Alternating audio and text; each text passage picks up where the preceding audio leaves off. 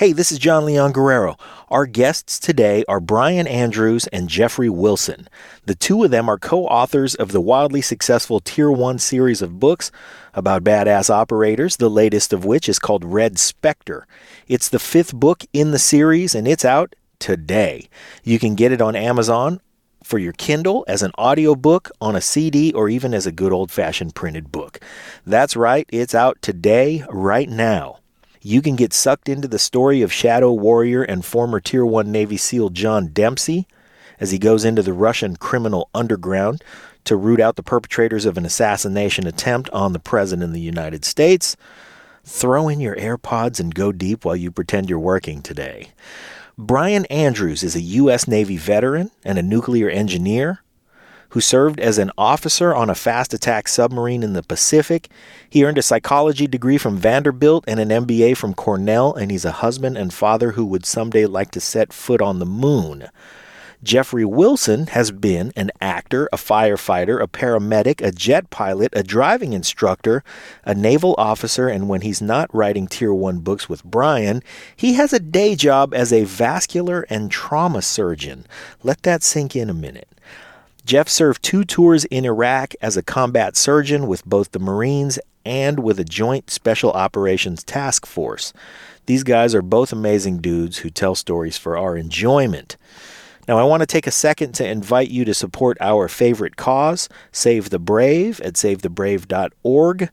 They are a certified 501c3 nonprofit organization dedicated to helping veterans cope with post-traumatic stress. You can read all about them and donate a few bucks to help them help some veterans who can use a hand. Pete and I both support Save the Brave with our time and with our recurring contributions right out of our PayPal accounts. Mine came out yesterday, same day every month. And Scott Husing supports them too. He serves on their board. They do great work, and we urge you to support them as well. If you would buy a combat veteran lunch once a month, and you know you'd do that, that's all we're asking, and you can set up a recurring PayPal contribution and read about them right at savethebrave.org. Please consider it. We'd also like you to support the Break It Down show on whatever platform you're listening to us, iTunes, Spotify, iHeartRadio, YouTube. Please help us out with a 5-star rating and a positive review. It helps new listeners find us, and we really appreciate you doing it, and we appreciate you listening, and you can rate us and review us while you're listening and pretending you're working today. So, go get Red Specter. It's out as of right now. Right after you listen to our guests today, here come Brian Andrews and Jeffrey Wilson. Lions Rock Productions. This is Jay Moore. This is Greg Proops. This is Jordan Harbinger. This is Dexter from The Offspring. This is Nathan This is East. Sebastian Younger. This is Rick Marotta. This is Stuart Copeland. This is Mick Gillette. This is Andy Summers. Hey, this is Skunk Baxter. This is Gabby Reese. This is Rob Bell. Hey, this is John Leon Guerrero. Hey, and this is Pete A. Turner.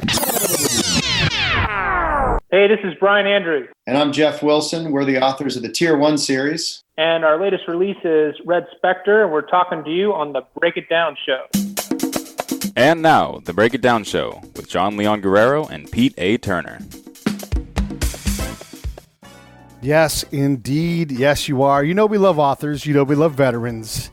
And I love Tier 1 anything. We actually just recently, fellas, did a whole week of Tier 1 operators to include, and this is crazy, the guy who was D.B. Cooper was an operator, not only in the military, but also for the CIA. And we figured out who he is. It's not a mystery anymore. And that's the ultimate operator, because that guy dealt in gold Cougarans and could fly helicopters and was a master diver. And he was just this incredibly dishonest, but also incredible operator. So Cool. Yeah, I want to read that book. Yeah, there actually is a book. I'll send you guys a link to it later on. I guess let's talk a little bit about your guys' backgrounds, because I sort of feel like a slouch with what you guys have done. But just briefly, Jeff, would you start and kind of give us an idea of your background? Yeah, well, my background, if you ask my mom, is that I apparently can't keep a job. So I've done a number of different things over the years.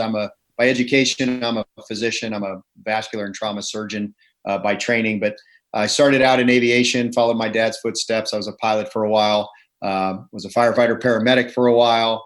Then I did some work with some other government agencies for a short period of time. And after that experience, decided to go to medical school and live a life of peace. And then they crashed those planes into the towers and it pissed me off. So that didn't work out. And I wound up going back into the Navy. So my military experience has basically been a short attempt at aviation and then a number of years as a combat surgeon, first with the Marines and then mostly with naval special warfare.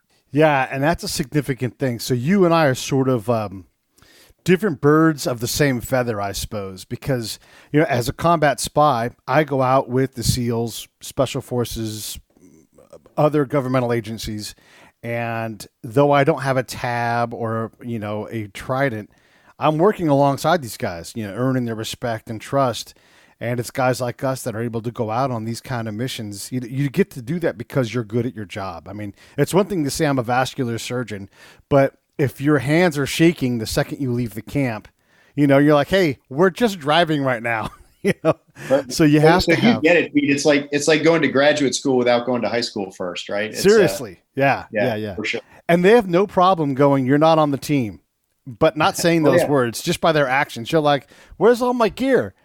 And no one talks to you, like you just don't exist anymore. So to be able to work at that level, we're not quote unquote tier 1 guys. No one's funding us, but they do have us around for a reason. Hey, this is Pete A. Turner from the Break It Down Show, checking in real quick to ask you this. John, Scott, and I all support Save the Brave with our time, our location, our effort, and our money. Each month we give a small amount. Do the same with us. Go to savethebrave.org, click on the donate tab, pick an amount that you want to come out each month, and they will handle all the rest. I stand behind these folks. Thank you so much. Let's get back to the show. But they do have us around for a reason. Jeff, what's your background? I'm sorry, Brian, what's your background? Yeah, my background is I was an officer in the submarine community. So I served on a 688 class fast attack submarine. And then after I got out of the Navy, was an entrepreneur before I went into this down the writing rabbit hole. Yeah. Okay. And again, for those that don't know, submariners are special in their own right. You guys, you have you have nice conditions. You don't have to go live on the side of a mountain, but you do have to live under the water for a lot of your career. How in the heck does a vascular surgeon, naval special warfare guy team up with the submarine? How did you guys even get together? He's a stalker. It's as simple as that. Yeah. Brian and I were debut authors the same year. He had a debut book out, his first novel, and so did I. And we met at Thriller Fest in New York, which is something ITW does every year. It's a huge meeting, my favorite thing to do. It was my first time ever. So I'm not very social, Pete. So, when I was at this thing, got my wife, and I'm sitting in my hotel room, like trying to circle the names of the people that are in the military so I can just talk to those guys. And you know what I mean? You know what I'm talking about. It's hard in those settings. So he was one of the people I circled, and we were at this first cocktail party. I look over at this table and there's this guy sitting by himself. I was like, well, that must be Brian Andrews, because it said he's a submariner and he's not talking to anyone. So I walked over and introduced myself, and we became friends. Our family situation is the same. Our wives are the same. We had kids the same age. We just really hit it off. We were both Navy veterans, and that's sort of how we met. And then, Brian, why don't you tell them how we started writing the series? Because I don't remember. I woke up one day and all of a sudden I couldn't write books by myself anymore. I remember at that cocktail party, I think Jeff was crying in the corner. If I recall, you were sucking your thumb maybe at the time. And I brought you a drink and I said, it'll be okay. Like, I know this is traumatic. There's a lot of other human beings here, but we can get through this together. And after that, he sort of latched on. And that's how I remember it happening. And then he was talking about all the words and how these books had so many words.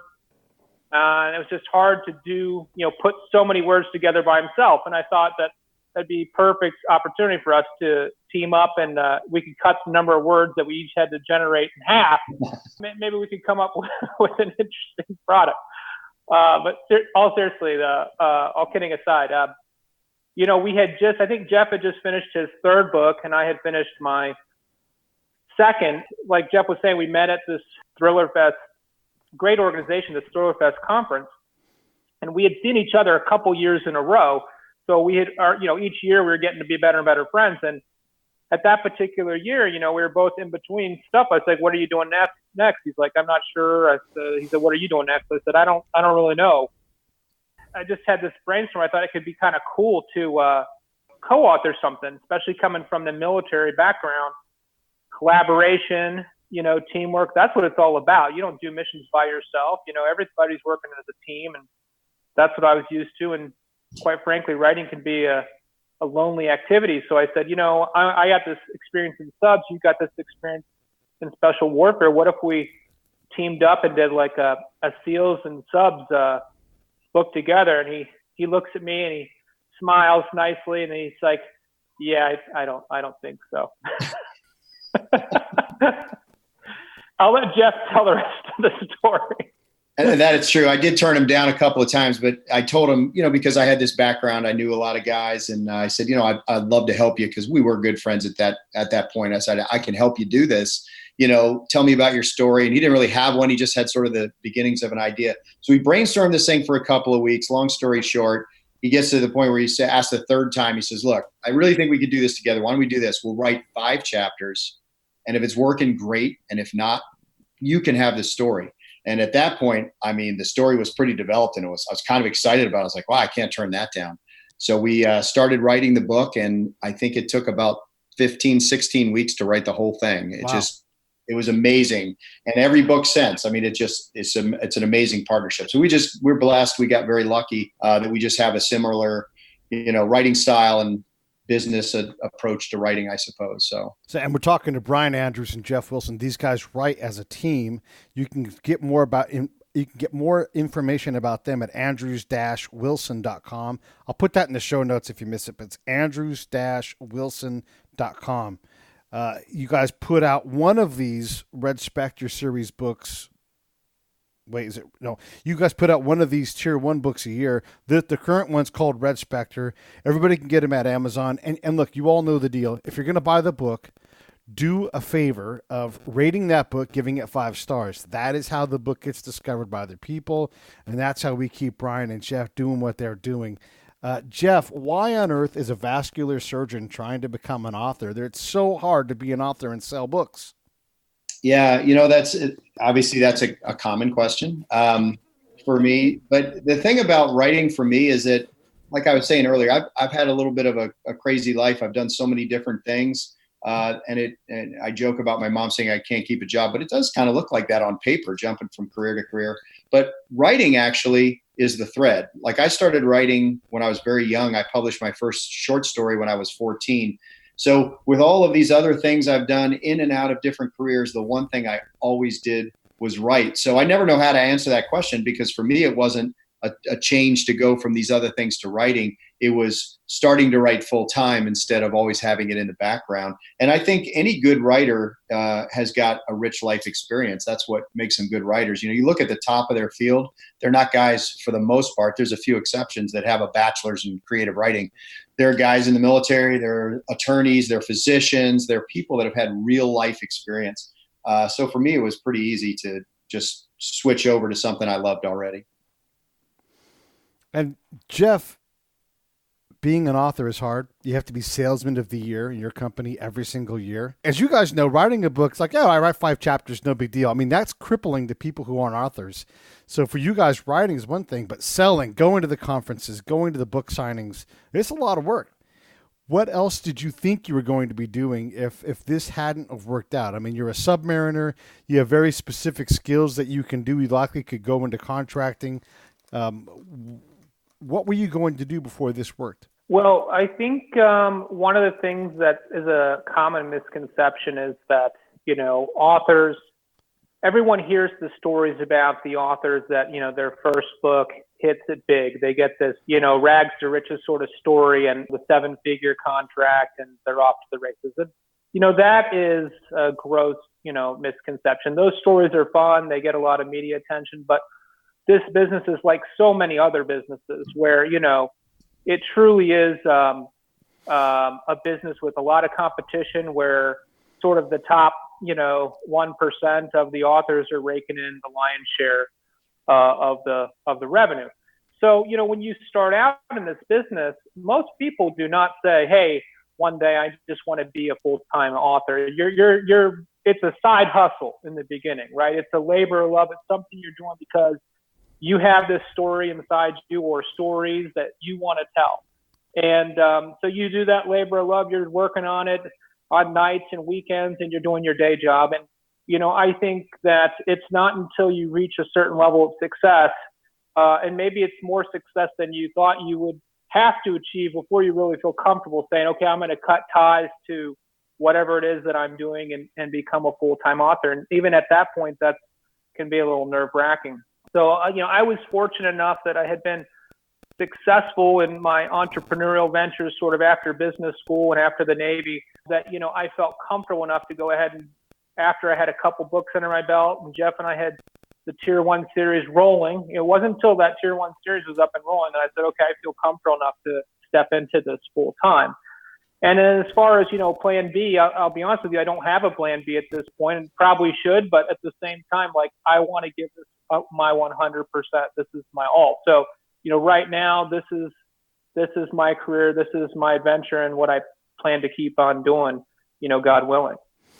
But before you had, obviously the plan B, all the ships are burned. You guys are authors now, but was it going to be something entrepreneurial for you, Brian? Like after the Navy? Yeah, I went to business school at Cornell and got my MBA and started a business here in the Midwest. And I did that for 10 years. So, bootstrapped it and was quite successful at that. So that gave me a little bit of breathing room. You got to kind of build up a war chest, so to speak, if you're going to get into this writing business, because it doesn't monetize right away. It's sort of it's a trickle. Yeah, and then it seems like someone's going to discover your series every so often, hopefully constantly, but you're going to find someone and they're going to say, I need to buy every single book. So they buy the first book, they buy all of them, and then you're just slowly adding those streams while you continue to add new opportunities by having new books. Is that fair to say? Oh, absolutely. Yeah, that's, the first book, you get a big splash. We were lucky the first book in that series did very, very well. And so we had this big splash. And then a few months later, all of a sudden it's like these little tiny checks are coming and you're like, uh-oh, right? But that's less scary every year that the backlist gets bigger and bigger and that low point gets a little higher and higher. And so you've always got a little bit more constant. So we've been very, very lucky the way it's worked. But it's true. What you're saying is definitely true, Pete. Like when Red Specter comes out, the first 4 books, their sales are all going to go up because you get all that marketing and promotion for book 5. And there's always those people like, oh, I haven't heard of this. What's this? Let me start at the beginning. But yeah, the bigger the list, the backlist gets, the easier it is to stomach that the 4 months of low point.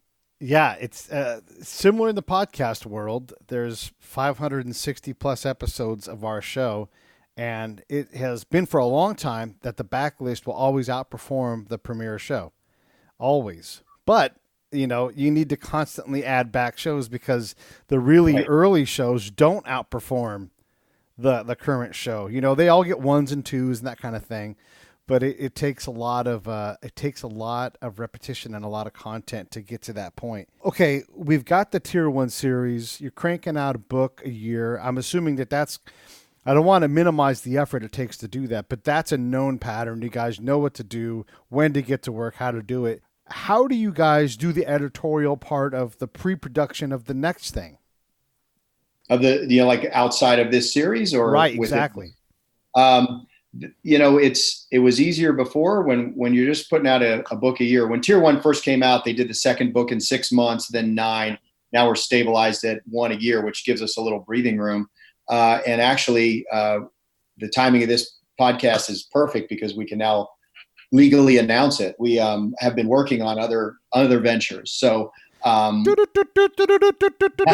my breaking news crap. So what SOS. we would do is we would brainstorm these other ideas, during that 3 or 4 months you'd have between developmental edits and starting the new book. And one of the ideas we had was for a spinoff series from Tier 1. We have a character in Tier 1 who's a SEAL operator, an officer who has been a minor character in a couple of the books, and the fans have loved him. We've gotten a lot of mail about him. We were like, what if we spin off in our series, the Tier 1 unit gets wiped out. The Navy's JSOC unit gets ambushed and killed.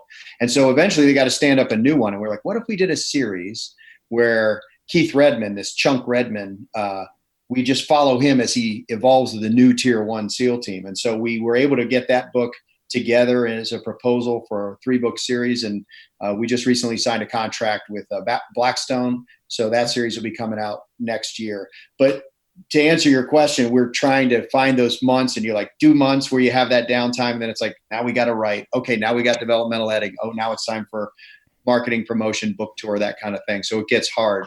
But once you get in that groove of scheduling, it gets easy. But scheduling is the key to the whole thing, that's for sure. How much do you guys, Brian, how much do you guys need to be in the same room to figure certain things out? I mean, obviously you guys have messed with the formula, but talk to me about what it takes to get a book created. Well, I think this is the great thing about our partnership is that, and we talk about this a lot, you know, when you're writing by yourself, if you get stuck, you're stuck until you figure it out.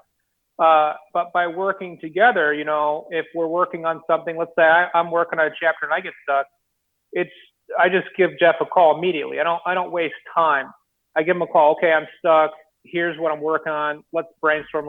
You have any ideas? And he'll be like, oh yeah, well, have you thought about this? I'll say, no, I haven't. And we'll work through it. And so there is no writer's block when you're a co-author, because somebody's always there as a backup. The ball is always rolling. So that's one really nice thing about this venture, the way we have it set up, is that, you know, we're both working every single day, but we're working on different elements of the business. And it really is a small business. I think that's a good model. Say, you know, as a writing team, we have this series, or these 2 series now, this is our business. So we do have all the different elements that Jeff talked about with the marketing, promotion, and the planning and the budgeting and all that sort of stuff.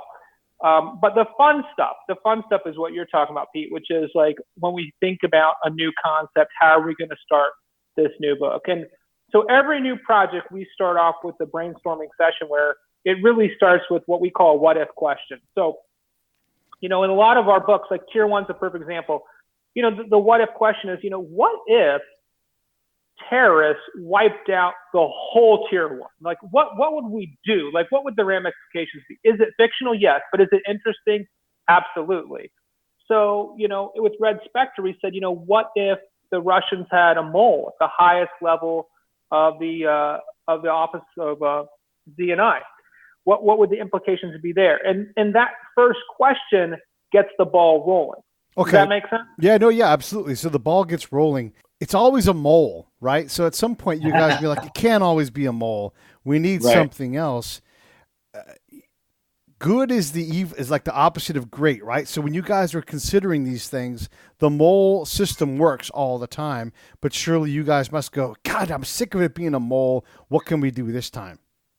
Well, one thing we did different, because I agree with you, the struggle in this genre is avoiding trite. Right. And it gets harder every year, right? Because there's great books out there. We've got a lot of very good friends that are writing great books, and, you know, we can't just make every book the same. So when we decided that we wanted to have this, we didn't want to focus on that aspect of it. We needed that to be able to be sort of more of a backstory. So the mole in this story is a backstory. The front story for the second trilogy, because we do write these books in trilogy. The first 3 books are sort of our Persian trilogy, where Iran is the puppet master doing false flag operations, which certainly isn't fiction, as you well know.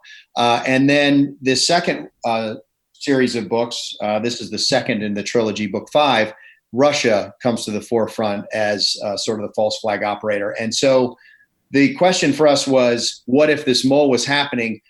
What would they be able to do with that? And what they're able to do with it in our book is they're able to come up with an Ember task force equivalent. And so we have the, you know, new Tier 1 pitted against the Russians' new Tier 1 blend of operators and espionage. And so what would that look like publicly when we're not at war, and how does that play out? And so that's right. We should have called you, because that's right in your wheelhouse to be asking those questions. But so we tried to make that the forefront, and the background was the mole. And that made it a little more interesting for us. We can't write boring because we get bored, and then we can't. So that helps. Just very immature and have a little bit of attention deficit disorder, which this was part of what I wanted to transition into is I know from doing my show, whatever interests me is going to interest the audience. Like I know that now, and it's scary at times, but I rely on that.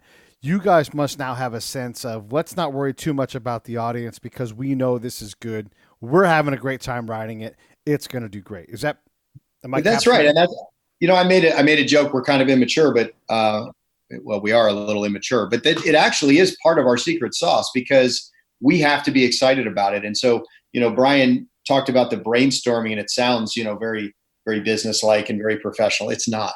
It's more like 2 8-year-olds in the backyard with a toy rifle saying, "What if this happened? What if this happened? What if this happened?" I mean, we get excited. We are like kids in the brainstorming phase, and even during the writing when we think of new ideas. And so if we can make it exciting to us and it can unfold like a story we're watching, then we get excited and it's going to make the reader excited, or at least it seems to work so far. We'll see. What are your thoughts on the whole, you have to tell the mole story because it works so good, but where do you fill your well so that you're not just like, I got it, a Russian mole, kind of thing. Where does your inspiration come from? Well, I think just to sort of go back to what Jeff's saying, one of the key differences, something we feel like we've done differently than our competition, or maybe something that separates out our series from others in the genre, is that we are using these back-to-back trilogies. And what that means is that instead of each book, you meet a new villain and sort of follow this cookie-cutter plot of, okay, there's a villain, he wants to destroy the world or destroy this or that, and we're going to wrap it up by the end of the story. When we started this series, Jeff and I said, that's not how real life works. Like bad guys that are, dictators, they stick around for a long time, and so do their lieutenants, and so do their operators, right? So there is a longitudinal component to all of our adversaries. And so we wanted to recognize that. It's a little tricky in fiction because people like to have a story tied up in a nice, neat little bow at the end, so it feels fulfilling. But what we've managed to do is say, okay, we're going to follow this villain longitudinal arc. So yes, our heroes are there in every book, but what sort of the thrust of this approach is that you get to know the bad guys really well. You're getting to see the story unfold from two perspectives, bad guys and good guys. And over that 3 books, you understand their command and control and their hierarchy. We get into the interpersonal relationships that they have and their families and their things that are stressful for them. So yes, characters do die. There is attrition, but it's set over a longer period of time. And that makes it really interesting. So for example, this mole, who is really sort of at the forefront of book 5, she was introduced in book 3, but it wasn't, the readership didn't know she was a mole. You've just been following her career at ODNI for the last 3, for 2 books now. And it's not until book 5 where you're like, oh shit, I didn't see that coming. Or maybe you did see it coming. Maybe you're always suspicious, but it's a lot more fun if you've gotten to know how this character's been sort of undermining the efforts of our team. And maybe you just thought she was a difficult person, difficult character, when in fact she had a secondary agenda. So that's kind of a twist on the mole element too, is that you've gotten to know her in her personal life, over 3 books. Interesting. Yeah, I love that. The whole organizational flow, how those guys run their villainy and all that kind of thing. There's a lot of interesting things there. I always think back, like, commanders have to do a lot of things in addition to closing with and destroying the enemy. They have to feed people. They have to provide aid to people. It's like they have to move poop. All these things have to happen in addition to the mission. It's not just all like evils, like mustache twisting, right? Like, God damn it, I got to go kill this guy, but I promised my kid I'd be there for opening day of Little League, So, right. And isn't that more interesting when, we do that with our protagonists too, for sure. Yeah. One of the commitments we made early on was we're not going to have these Man of Steel superhero SEAL characters. We're going we're gonna produce these characters that are like the men I served with, that go to the baseball game. That's a great example.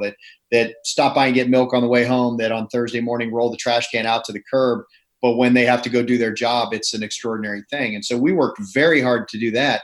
And we decided early on, the antagonist has to be the same, right? They have to also have a personality. And so instead of the supervillain, like you're saying, we have our character talking about his wife and her questioning his motives and his interactions with his children and his cousin who's also in this other job. And so I don't think you sympathize with them, but you see them as real people, because it's the age old thing, right? Like every bad guy is a good guy in his mind. Yeah. Like, he doesn't think of himself as a bad guy. He thinks we're the bad guys. To him, he's the good guy. And if you paint him that way, they're just more interesting. As a writer, they're more fun to write. But as a reader, hopefully they're a lot more interesting to read also. Yeah, this is something that I wanted to get into, and I'm glad I get a chance to finally do that with somebody, because speaking from my own combat experience, and I know this isn't a proper word, but I think we'll be able to get there with this. I think these stories in real life are more about protagonists, where you're each doing your own timeline, and sometimes you interact with each other and you're antagonists or whatever. But that protagonist, it's like we're co-belligerents. Yes, we're on the same battlefield. We have different goals and outcomes. You might be in the way of something today, or I might need you to be distracted by something. So I've got to interact with you. But you're right. Like that tribal leader, he's there doing what he has to do, because I'll tell you, I've talked to tribal elders, right? And their phones ring nonstop, and they're doing human service when this happens. My son got arrested. So-and-so had a baby. My auntie needs a job. So-and-so is desperate for some money. These are the things they're trying to solve. Meanwhile, I'm like, but I thought this guy's an evil bad guy. But he's not, except for in the right context, Right. Context is everything. And that war in particular, right? Look at Iraq.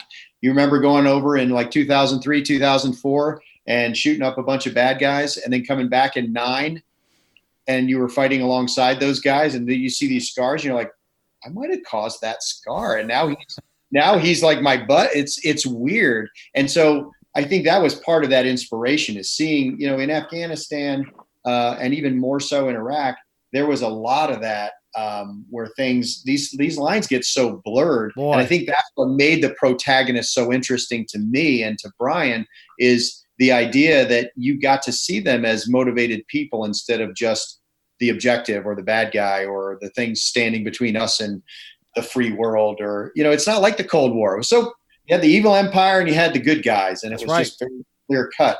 And it's just not like that anymore. And so writing that gray in makes the story a lot more interesting, because that's reality. That's real life. When I was in Zabul province, I was talking to the farmers, trying to understand, the Taliban ties. And this is for the audience. There's a program. They were like, hey, Taliban guys, come out of the hills. There's programs, there's money, there's support if you just reject the Taliban way. Well, the guy in charge of that, in this particular era, in this particular time, the guy in charge of that program, the American, he couldn't make a Taliban guy show up. So I'm trying to understand, like, all these resources are here in theory to get these guys to come back and rejoin society. So I'm asking the questions that lead to these conversations. And a farmer says to me, the Taliban is from this area. I'm indirectly but closely related to Mullah Omar, who's like the icon of Taliban. He's this one-armed or one-eyed guy and hard to kill. And, he has like these Ark of the Covenant moments with this Islam and everything. And he points off in the distance. And I know that he's pointing like towards where Mullah Omar, like he's pointing in the right direction. Like he's like, he comes from right over there, literally a couple-hour drive in shitty-ass, hard to get around Afghanistan. So maybe 50 miles. And he's like, I can't reject. These guys are this place. They are from here. This is their origin. So to reject that makes no sense at all. So here we have like the people that were there to try to unseat, and yet they are the area. Right. It's, it's so funny that you bring that up today, because we're just finishing up the first book in the new series called Sons of War, and they're in Afghanistan and cross border into Pakistan and stuff. And we try to flesh some of that out for the reader. The idea that like You get far enough up in the Hindu Kush, there is no Afghanistan, there is no Pakistan. There's just this tribe and that tribe, and they're all Pashtun. And that border means nothing to anybody except for politicians hundreds of miles away in the two countries. And if you don't understand that, if you can't accept that, then you're not going to be able to deal with these people. You can't function in that environment without getting your head around that concept. And it's so foreign to us in the West, right? Like, I'm from Florida. I was raised in Virginia. I'm an American. Hey, this is Pete A. Turner from Lions Rock Productions. We create podcasts around here. And if you, your brand, or your company want to figure out how to do a podcast, just talk to me. I'll give you the advice on the right gear, the best plan, and show you how to take a podcast that makes sense for you, that's sustainable, that's scalable, and fun. Hit me up at pete@breakitdownshow.com. Let me help. I want to hear about it. Florida. I was raised in Virginia. I'm an American. There is none of that. I'm from this tribe. That's all that matters. Like, look, dude, I get that he slaughtered all those people. I feel bad too, but he's married to my cousin. So what are you going to do? This is why, and this has nothing to do with the presidential election, but when Joe Biden said, we're just going to divide Iraq into 3 pieces, like, you are a fucking fool. You have no idea what you're talking about. And by the way, where you want to divide it is going to be a problem, because there's not enough. Moving resources around is not the answer, because it drives them literally batshit crazy. If you bring electricity or fresh water to an area, the area one step away, even if they're next, they're like, they got the deal, we didn't get it, fuck you guys, we're going to war. There's a crazy story. You guys will appreciate this, and I'll tell this fast. There's a crazy story of Afghanistan where young guy A and young guy B go and rob somebody, right? And then as they're leaving, they drive through village 1 on their way to their home in village 2, right? So A and B drive through 1 to get to 2. Well, 1 and 2 don't get along. And so when the cops come to go get A and B and capture these guys, the people in village 2 are like, fuck you, we're going to go kill those guys. But first, we're going to kill you cops, because no one drives through our village. And so you have Village 1 fighting ultimately to defend the guys from Village 2 against the main. Like, it breaks your brain when you go and you find these stories and you're like, wait, what? And they're like, we know we don't like each other in Village 1 and Village 2, but we sure as fuck don't like the government. And then we go and try to fuck with it. Yeah. We can fix it. You just need free elections. Yeah, that'll solve everything. And then, so just to take that whole idea and blow it out to a national level, the folks in Afghanistan, and I'm painting with a big brush, the folks in Afghanistan do not like the folks from Pakistan. However, if you're in Pashtunistan, you drive around wherever you want. If the best medical care is in Pakistan, you don't care about that. You're happy to go over there. But you do not want Pakistan influence in Afghanistan, except for when it benefits your tribe specifically. That's same right thing there, in Iraq and Iran. Right there in that middle part, Afghanistan and Pakistan both end at about JBAD. Yeah. And after everything north of that, that's neither place, right? It really, we talk to people all the time that regularly commuted there. First off, how the hell they were doing that, in the cars that they had over the roads that were there was shocking. So these people are desperate to do this. And you're right. Like, it was no big deal. And then I would go talk to these folks, and I would ask, one of the questions I would say is like, what's the hardest legal problem you guys solved? Like, up to and including murder? Because there's nothing worse than murder.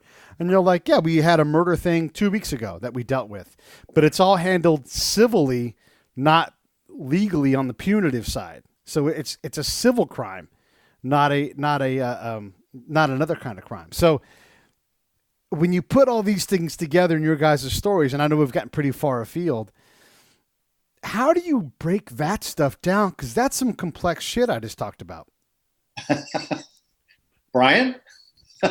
Well, I mean, I think that the not so simple, but we're going to go with this answer, is that we try to focus on just the human element. So with this new book, Sons of War, the antagonist, he's quite a tragic fellow. And we're telling his story. He's got a point of view, and you're with him for the whole book. And you really get to see the tragedy of sort of his life and how he just slowly slips into this vengeance model. Like, he didn't start there, but through a series of events, that's where he ends up. And, you sort of develop some empathy for the guy. And if you don't, you're kind of a heartless human being, because he has real tragedy in his life. And then at some point, then the switch might flip, because now he's doing some stuff that you say, okay, now I went from feeling bad for this guy to, feeling very uncomfortable to just not liking him. Like now I've moved him over to the bad guy camp. And that was very deliberate, and we've tried to sort of titrate that over the length of the whole book.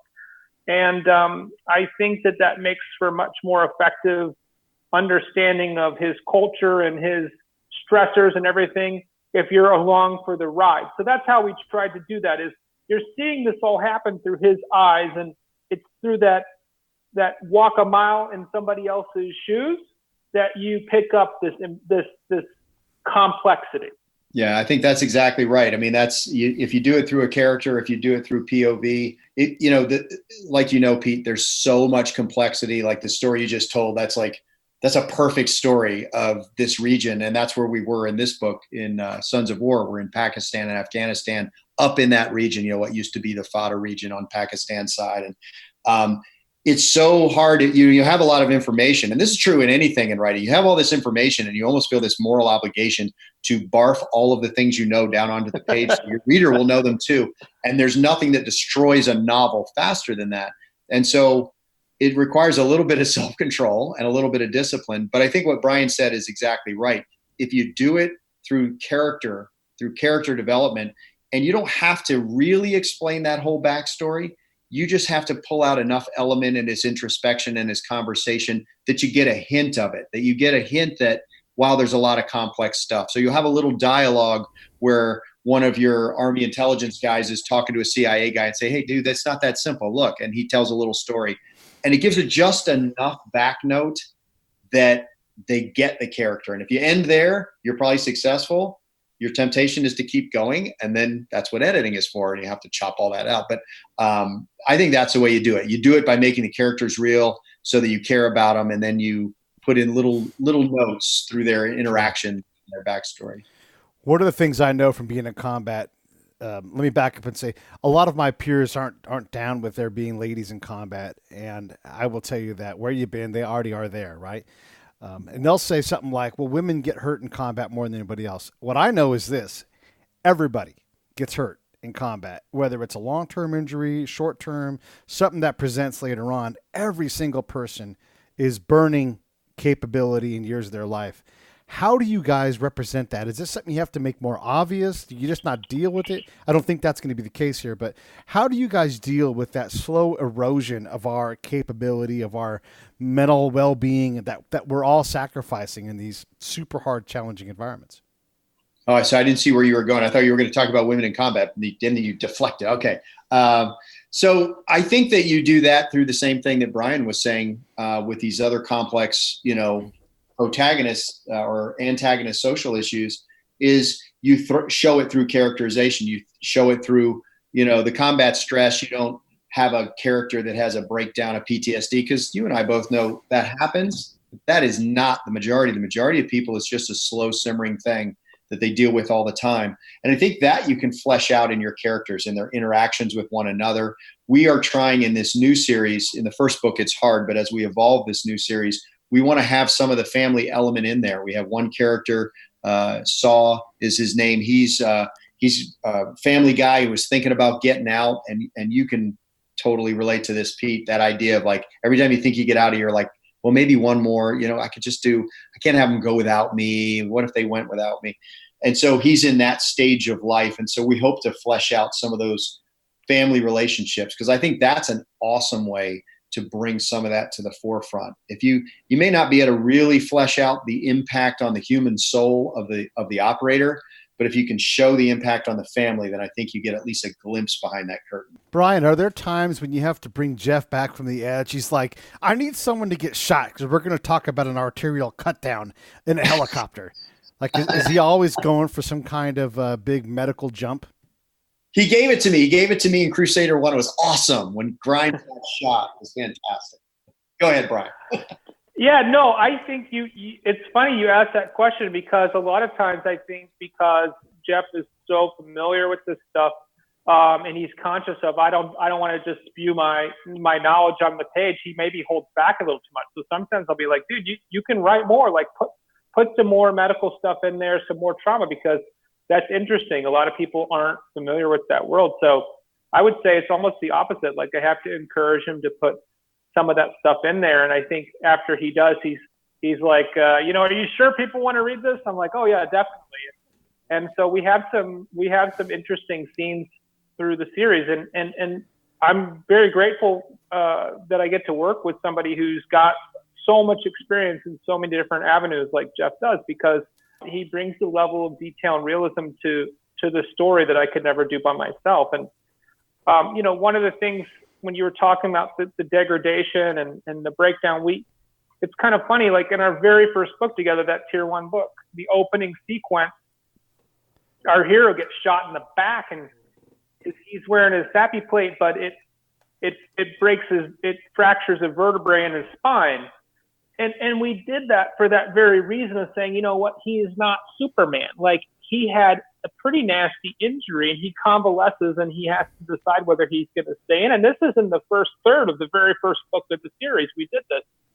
And he has this nagging injury that's just sort of bothering him through the rest of the series. And it sort of rears its ugly head whenever he's in stress or whenever he's pushed himself a little too much. And for us, that's a constant reminder that this is not an easy job. In addition to the emotional element, there's this physical component. So it's always there for him, and it's a metaphor. It's a metaphor for what the operator goes through. And then we had Munn working in the VD clinic, but we'll tell that story another day. But so let's go back to the females in combat thing too, because I'm interested in where that might go. Again, like I always say, where you been, they're already in combat. They're running guns and gun turrets. And I mean, like, and I say this with respect, man-sized guns, like 50 cals. That is not a little weapon. Just to charge the handle, you've got to really have some commitment. So what are your thoughts on this and how it impacts your stories? Well, I mean, my guess is my thoughts on women in combat match most people in the military, and the politicians can bloviate all they want. But the reality is, as you said, they're there. And as long as you have the best person doing that job, I don't care who they are or where they came from. I don't care what their race is, their sex is. It makes no difference. But like you said, they're there and you can't ignore it. But on the other hand, we don't want to sensationalize it like people do either. There's so many works out there where they have, the woman superhero and all the men are just like babbling idiots in the background. And that's not reality either. So, I had the greatest honor of my life is to have worked with the Tier 1 SEAL unit and spent some time there. And there were women in that unit. They're not SEALs, but that doesn't diminish their contribution. We had women in intelligence. We had women that were combat medics. We had all kinds of women serving in various activities there, in the other JSOC elements and OGA, as you well know. And so we wanted to represent that. So we do have a character in the Tier 1 series who we absolutely love. Her name is Elizabeth Grimes. And we introduced her very slowly. She came in, and in the first book, she's kind of that pain in the ass that you're like, she thinks, I'm going to have to be the one that protects the world from these knuckle draggers and all that stuff. And she grows in her respect for these operators as they grow in respect for her. And now she's a badass, but we don't make her a SEAL. She knows, look, I can't be next to John Dempsey going through a door. I'm not John. But what can I do? You know what I could do? I could be on the long gun up in Overwatch. And so she's went to sniper school, and so there are ways that she contributes, and we've made her, I think, a very interesting character with lots of motivation and lots of skills, and but also with frailties, and just like our male characters, no one's a superhero in the book. So they're there. So they're in the books. If they're going to be in real life, they got to be in the books. One of the things too that we're starting to accept in the real world, and therefore in the fiction world, it's going to come to, is that about 50% of us are female. Turns out, yeah, for now, right? And they're part of this story. So there's a great documentary by a guy named Dan Gabriel. It's called Mosul, and there's a fantastic character in there, and her name is Hanadi. She's a two-time widow in Mosul, and she becomes a stone cold killer of a warlord. And that's rare. And so she cooks for her boys, but they're out there killing ISIS like crazy. Like, that's her job. And someone like that, she's, like you were saying, Brian, she's made over time. You know, okay, you killed my husband. I'm going to keep going on, get a new husband. Oh, you killed that guy too.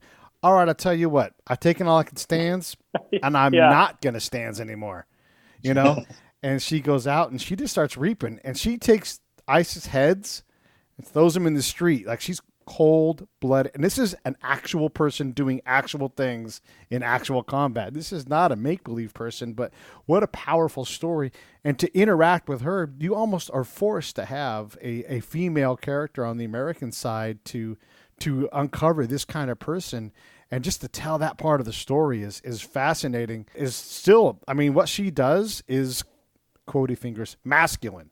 You know, she imposes her will on the enemy. Well, you know what's interesting is we act as if this is we're the woke generation, right? And we just invented women in combat and stuff like that. You can go back to World War II and look at the OSS opportunities and activities that were going on in every country. They had people in the Netherlands, they had people in France, and I mean, these women, they had female snipers. The Russians had them in their army, but we had them too. The Brits had them. Women have been in combat, whether we admit it or not, or whether we embrace it or not, for decades and decades and decades. More than that. You can go back to the Revolutionary War, and there's fascinating stories about women protecting their communities and protecting their homeland. Their patriotism is no different. So, you know, we like to pretend like, look at us now. We're so amazing, embracing, you know, sexual equality. No, Old we didn't news. invent it. Yeah. Old news. Yeah. Exactly. You want to talk about an operator, Gertrude Bell. She rolled around Iraq, what wasn't even Iraq yet, basically unaccompanied, unsquired in World War I and before that, just doing whatever she thought she needed to do whatever needed to be done. And it may not look like, you know, machine guns and Rambo taking on everybody, but I'd guarantee you she had massive. If you guys don't know who Gertrude Bell's story is, you guys really should read about her. She's an incredible story from the early part of the 1900s. Just a badass lady. So everybody should definitely go check out Brian and Jeff's site. It's andrews-wilson.com. All of the books are on Amazon. It's the Tier 1 series. The most recent one is Red Specter.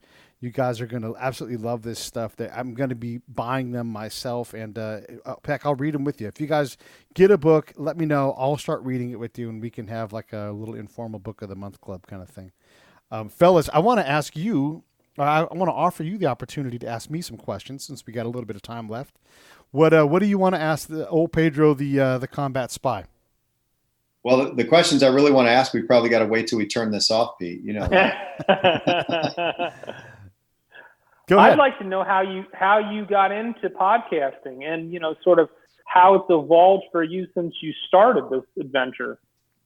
Yeah, it's a good question. It's usually the first question everybody asks. I got into it because I wanted to tell stories. I was tired of threat and death and all that kind of thing that comes with the work that I did. And so my buddy John, who I started the show with, who's still part of the show to this day, he had a little community radio show, and we started doing that, and we realized we had some magic. And so we quickly sort of outgrew the community radio scene. And they had to tell us, they're like, you guys got to go. We weren't like banned for being like, they're like, no, go do bigger things. And the podcast was born from that. And then along the way, I realized that my job was similar to what I did in combat. I would go out and I talk to people every day, and I produce a report. The show is the report. The work is like right now how we're talking. And I don't know exactly what I'm going to get into. I've got an idea of certain questions in certain situations, but it's no different than what I would do on a day-to-day basis, patrolling around trying to find out what the heck was going on. So it's pretty obvious when you look at your content that you stay connected to the community. How do you do that? How do you stay connected? I don't seem to have a choice. And I say that with all the love in the world, but because of the show, I get connected to so many veterans. I'm not a guy that's like a super rah veteran guy. I love our community. I try never to say no to a veteran if they need help or if they need something. I try to do my best to give it to them because, heck, I almost lost my life in this transition out of the thing. So I always want to try to repay the debt that was paid to me, by having a chance to do this for a living. So I'm just part of the community, and there's nothing that I can do or have to do to remain active in it. Yeah, I'm sure that you probably are running some of the same stuff that we are, because we're always scouring the news and trying to make predictions about, what we see coming down the pipe, geopolitically speaking. And I think we've done a pretty good job of, of predicting that in our series. But it's a rapidly changing world. I mean, this infiltration sort of by the Russians with these, Jeff and I sort of call it their chaos agenda. They're just wreaking havoc all over the place, and they're quite effective at it. And I'd be curious to hear your thoughts sort of on, just the last 3 years, just sort of light speed of developments on that front. When you say that to me, what comes to mind for me is to look in the mirror, right? Like whenever someone says corruption, and I'm like, well, how about our corruption? Like what we do to corrupt Iraq? Like what's corruption? Corruption is using another means than the existing system to accomplish something. So we come in with bags of money to accomplish something. We're just as corrupt as anybody else. So I remember a while back they had a research company in Afghanistan studying like who should be, take over for Karzai and everything else. And like, wait, that's not our business. That's their business. Why are we trying to influence who the Afghanistan leader is? Like that's as inappropriate as anything. So I look at this as the game is just played more in the open. It's not as doesn't have to be as concealed now. We can do things that we've always done, but it's just easier to see it, I suppose. So when I look at how Russia creates chaos, I look at how we've created chaos and our inability to get some of these things right.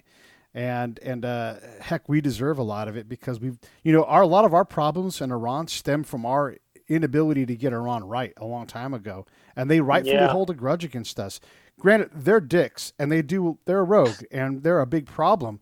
But if we don't know our own history, then I always say that you can't presume to improve the condition of someone or something that you don't understand the condition of it. Just looking at it and saying like China is bad because they're pushing out at China has the biggest, most explodingest middle class in history of ever. And they've got to provision those people. They want medical care. They want roads. They want cars. And that stuff has to come from somewhere.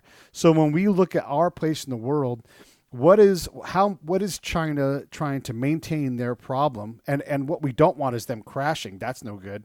But what's also aggressive? And the same thing with Russia. How does Russia stabilize? They've got rampant corruption. Well, so do we in a lot of ways. So, Brian, I don't have a good answer. I just know that we're as culpable in these things at the big level as anybody else, if not more so, because we've definitely made some mistakes along the way. But you got to pick a side, right? Yeah, well, I mean, I want us to succeed. Let's understand that, I mean, look, I've been responsible, at least in my part, for killing some really bad people. Someone asked today, are we any safer 20 years later? I'm like, abso-fucking-lutely. I mean, there's people, I've heard them say the words that no one ever wants to hear. I've talked to people that have gladly murdered people for pleasure. And those folks don't exist anymore, partly because we went out and did things that had to be done. And Jeff, you've been with guys that have done that stuff. So yeah, I sleep well at night. I hold us accountable, but that's because I expect a lot of us. That's fair. Well, listen, you guys, I appreciate it. We just knocked out an hour pretty easy. I'm excited to get into these books and start giving them a listen. I can't wait to. Should I start at book 1, or can I just jump in now with Red Specter? We write these books intentionally so you can do either one, but you've got some books coming to you, so you should just wait and read them all in order. I love it. I will. Hey, I'd like to throw this out just for your listeners, Pete. We have a really talented, phenomenal voice actor. His name's Ray Porter. He's just one of the top audiobook narrators in the business, and he narrates this series. So for those of you, those guys that really don't have time to sit down and read a book, but you have a commute, whether you're in your car or you're taking a subway or whatever, check us out on Audible, because I think the experience of listening to the stories almost trumps the experience of reading them. So there's a lot of people all of our that books listen. are on Audible. There's a lot of people that listen and they don't care about our books. They just want to hear Ray Porter read them. He's amazing. That guy's incredible. Absolutely. Yeah, the people that can act those things out there, they're really great. Well, listen, fellas, I appreciate you coming on. Let's just make this a regular thing. Anytime you got something to talk about, even if it's not about a book, just come on back. Absolutely. That's awesome. Enjoyed it a lot. Thanks so much. Thank you so much.